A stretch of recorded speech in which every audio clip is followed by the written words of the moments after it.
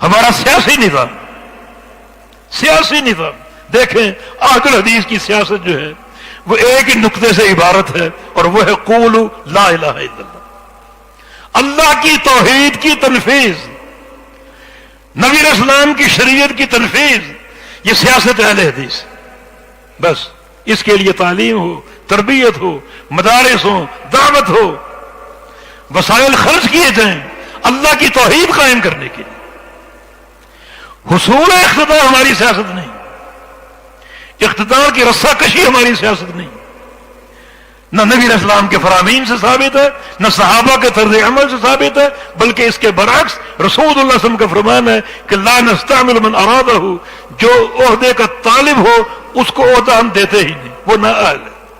ہماری لسٹ میں وہ بندہ نااہل ہے جو اقتدار کا طالب ہو، عہدے کی رسہ کشی کرے، وہ نااہل ہے۔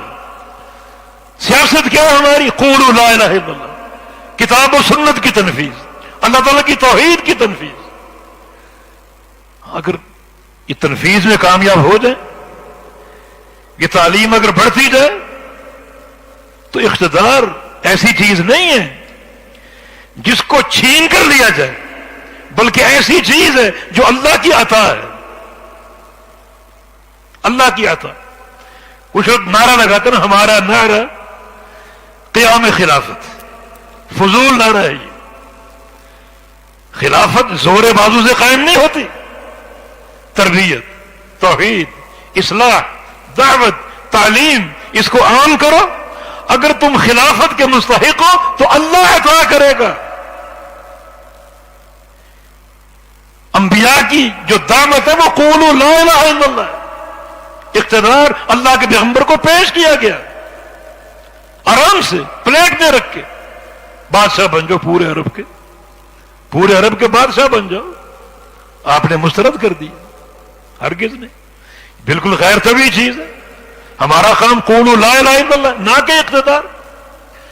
اگر اقتدار آپ قبول کر لیتے تو کسی ایک بت کی ایک انگلی ہلا سکتے نہیں، کہ طبی تعلیم کا راستہ آپ نے وہ اختیار کیا، اور جب اختیار کر لیا اور اللہ نے اقتدار دے دیا تو آپ اکیلے بیت اللہ میں داخل ہوئے اور تلوار سے، نیزے سے 360 بتوں کا پل بھر میں صفایا کر دیا۔ طبی اقتدار جو اللہ کی دین، اللہ نے عطا فرما دیا، مل گیا۔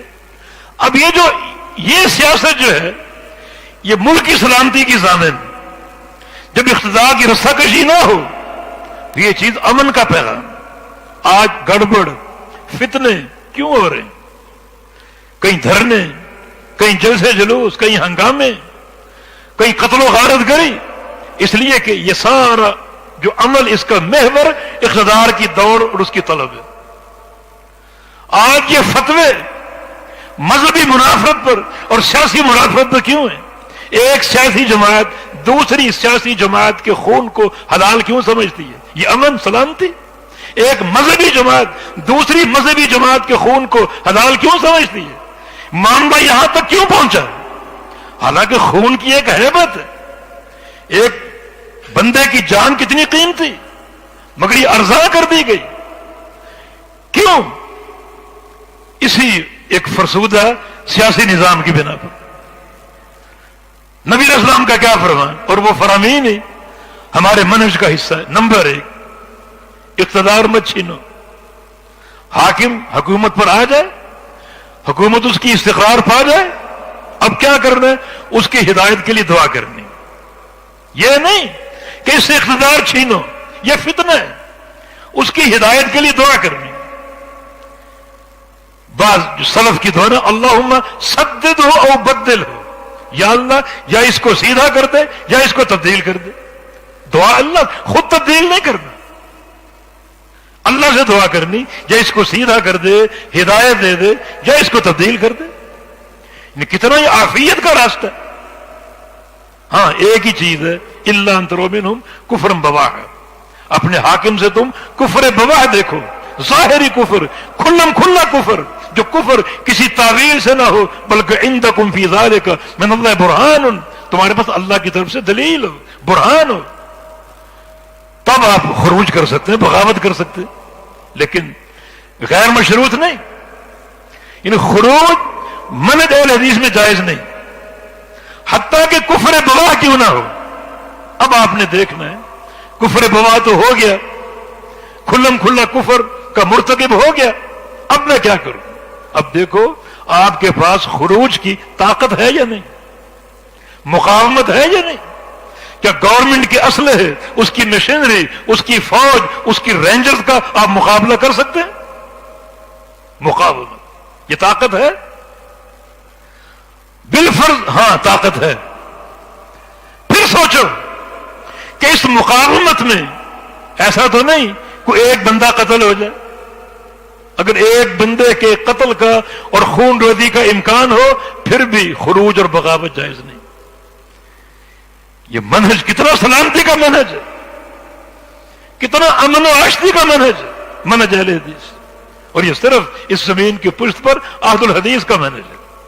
کفر بواح پر خروج جائز ہے، لیکن مقاومت کے بعد اگر طاقت ہے کھڑے ہونے کی پھر، اور اگر طاقت ہو اور کسی ایک بندے کے قتل کا امکان ہو پھر بھی خروج جائز نہیں۔ دعا کرتے رہو، فلاں کی حکومت استقرار پا چکی، اب اس کی ہدایت کی دعا کرو۔ امام احمد بن حنبل رحمہ اللہ خلق قرآن کے حاملین اور قائلین، امام احمد کی پشت پر کوڑے مارنے والے، انہیں پابند سلاسل کرنے والے، ان کی دعوت پر پابندی لگانے والے، ان کا قول ہے کہ لو کانت لی دعوت مستجابہ لجعلت علی امیر المؤمنین، اگر مجھے کوئی قابل قبول دعا دی جائے کہ دعا کر لو ضرور قبول ہوگی، وہ دعا میں خود نہیں کروں گا بلکہ اپنے امیر المؤمنین کو دوں۔ کیا امن و سلامتی کا منہج، یہ سلفی منہج بحمداللہ، منہج اہل حدیث جس کی بنیادیں کتاب و سنت، اللہ تعالیٰ کی توحید کا قیام، اللہ کے پیارے پیغمبر کی سنت کا قیام، اور پھر جو امور سیاست یا امور امارت ہیں ان کے ساتھ کیا تعلق ہو، کس طرح ان کا سامنا کرنا ہے۔ امام مالک کی طرح جو مدینہ میں چہرہ کالا کر کے بٹھائے گئے، مدینہ کا ان کو گشت کرایا گیا طلاق مکرہ کے مسئلہ پر، اور امام مالک رحمہ اللہ حالانکہ مدینہ والے لوگ ان کے فدائی تھے، شہدائی تھے، ان سے سچی محبت کرنے والے، کھڑے ہو کے جہاں بڑا ہجوم اور اجتماع تھا، جس نے مجھے پہچان لیا اس نے پہچان لیا، جسے نہیں پہچانا وہ پہچان لے کہ میں مالک ابن انس ہوں۔ اگر اشارہ کر دیتے لوگ حکومتی ایوانوں سے ٹکرا جاتے، لیکن نہیں، یہ منہج نہیں، یہ فتنہ کا راستہ۔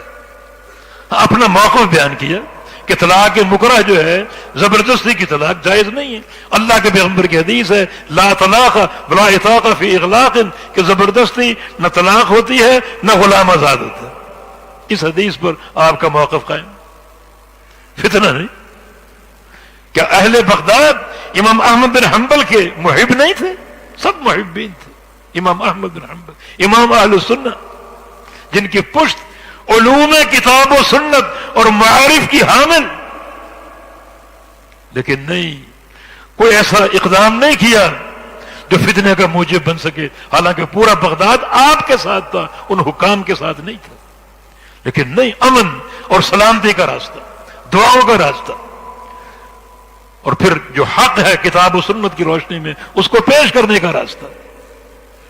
تو الحمدللہ یہ چند بنیادی اصول منہج اہل حدیث کے، یعنی سیاست و امارت میں ہمارے کیا اصول ہیں، ہماری سیاست کا محور کیا ہے، اور پھر عبادات میں، عقائد میں کتاب و سنت کی تنفیذ، در حقیقت یہی امن و سلامتی کی بنیاد، اور سب سے بڑھ کر خالق کائنات کی توحید، خالق کائنات کی توحید۔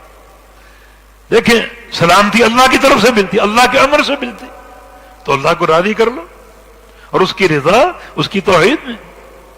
شرک کرو گے اللہ کی غیرت کو للکارو گے، توحید اپناؤ گے اللہ کی محبت پاؤ گے، اس کی محبت مل گئی تو پھر سمجھیں کہ نعمتیں، سکون، سلامتی، امن و آشتی ہر چیز میسر آئے گی۔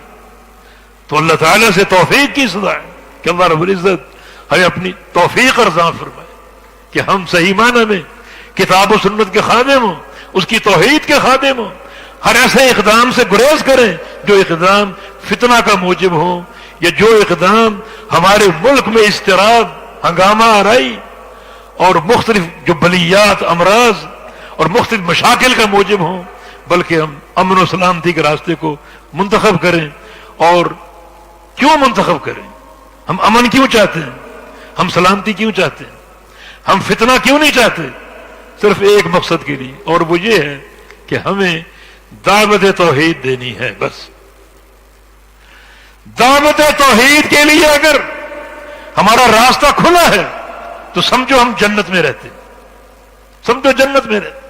اور اگر اپنے اوپر مشاکل کھڑی کریں، ایسی قائم کریں کہ توحید کی دعوت ہی نہ دے سکیں، تو یہ پھر ایک بہت بڑی ایک مصیبت ہے، ایک ایسی مشکل ہے جس کا تدارک ممکن نہیں۔ جب تک ہم دعوت توحید، اللہ تعالیٰ کی محبت کی دعوت، نبی علیہ السلام کی سنت کی دعوت، نبی علیہ السلام کی محبت کی دعوت بلا روک ٹوک انجام دے سکتے ہیں، تب تک ہم جنت میں ہیں۔ اس سے بڑا سلامتی کا راستہ کوئی نہیں۔ اور اگر ہماری حرکات سے ایسا اقدام ہم پر نافذ ہو جائے کہ ہم توحید کی دعوت نہ دے سکیں، مدارس قائم نہ کر سکیں، تو یہ پھر ایک موت ہے، یہ پھر ہر مشکل کی ایک بنیاد ہے، ایک اساس ہے۔ تو یہ سلامتی کیوں؟ بڑی آزادی ہے دعوت توحید کے لیے اور اللہ کے پیارے پیغمبر کی سچی غلامی کی دعوت دینے کے لیے، کتاب و سنت کی تنفیذ کے لیے۔ اللہ تعالیٰ سے توفیق کی صدا ہے۔ اللہ رب العزت ہمیں توحید خالص عطا فرما دے۔ اللہ رب العزت ہمارے سینوں کو اپنی محبت اور اپنے پیارے پیغمبر کی محبت سے بھر دے۔ اللہ تعالیٰ ہمیں پوری طرح صحیح معنی میں کتاب و سنت کی اتباع، اقتداء کی توفیق دے، اور اس ملک کے چپے چپے پر اپنی توحید اور اپنے پیارے پیغمبر کی سنت کو قائم کرنے کی توفیق عطا فرما۔ اقول قولی هذا واستغفر الله لي ولكم واخر دعوانا ان الحمد لله رب العالمين۔